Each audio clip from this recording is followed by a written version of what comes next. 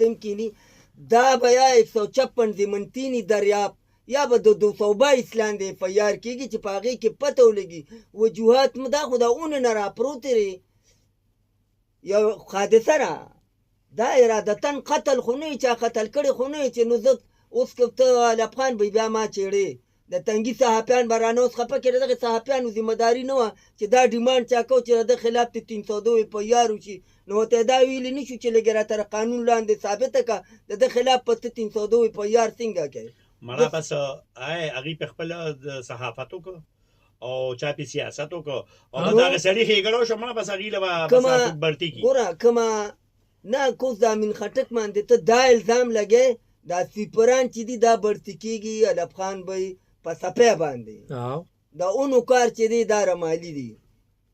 اوس که ته دغلته ګرمې چېرې د ده نه د اونې کار ولې اخیسته نو دا په اف آی آر په مالي په کار دی هسپتال کې او مالي دي نه د ډیوټي د شپې وه ښه بله دویمه خبره امین خټک چې کومه ویډیو کړې ده ویډیو د هغه چې کوم دغه رڼا وه چې د ده ډیوټي چې کومه وه دا نایټ وه نو دې کې ډېرې خبرې دي ځان له ویونه واله کېدي چې خشاک یې خرڅو بحیثیت ته انسان ځکه چې صحافت ته کوې نو دا به بحیثیت ته مسلمان نه کوې دا به بحیثیت ته انسان کوې که په 400 کې الافغان به کرسچن کمیونټي هندو کمیونټي یا بله کمیونټي چې هغه مطلب دا اسلامي رولز په هغه نه لګو کېږي نان مسلمي نو بحیثیت صحافي دا ستا ذمهداري ده چې که هغه سره څه ظلم وشو چې هغه ته هایلایټ کړي د اجاز رور ته به زه لږ وضاحت وکړم په 400 بازار کې چې هغه کم خطونو متونو مسله وه تا هم پرې رپورټینګ کړی و ما هم پرې رپورټینګ کړی خو موږ پرې په حیثیت د انسان رپورټینګ کړی هغه وخت کې هره 400 عوامو پورې غونډه خندا وه خط یو ډرامه وه حقیقت کې خط نو په هغې کې کالام خان دی خدای وبخښي غالبا وفات دی د هغه نه پکې اووه ځله ایکسپلینیشن هم کار شوی نو د صحافیانو دا ډیوټي ده چې دا حرمتي دا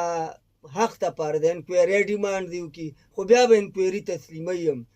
مطلب دا دی که دی آن ډیوټي ټایم د سره دا شوي د حکومت نه دا ډیمانډ وکړي کوم آی پي سي چې جوړه شوې را چېرې د ده زوی کي که د ده ښځه خو بلکې دا مې اورېدلي چې ښځه والا همدغه امین خټک ډیلي ویج هغه شته اوس ګپ تېر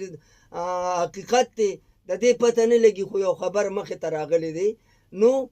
محکمه صحت نه دی دا ډیمانډ وکړي چې د ده په ځای څوکوالی غریب دی هغه شوي دي خبرې وشوې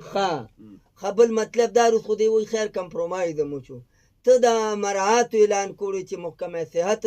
د ده له مطلب دا